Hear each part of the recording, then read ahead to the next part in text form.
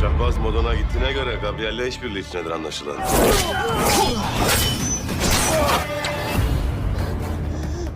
Meryem'i de esir almış. Tez gereken neyse yapmamız icap eder. Venediklilere sığınıp biat etmiş. İçimizdeki haini saklayarak bize düşmanlık ederler. İntikam için saldıracaklardır bize.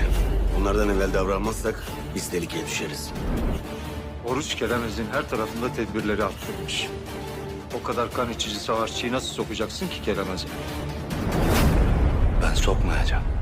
İlyas sokacak. Onlar Modon'a doğru yola çıkmadan Kelemez'le bitireceğiz işlerini.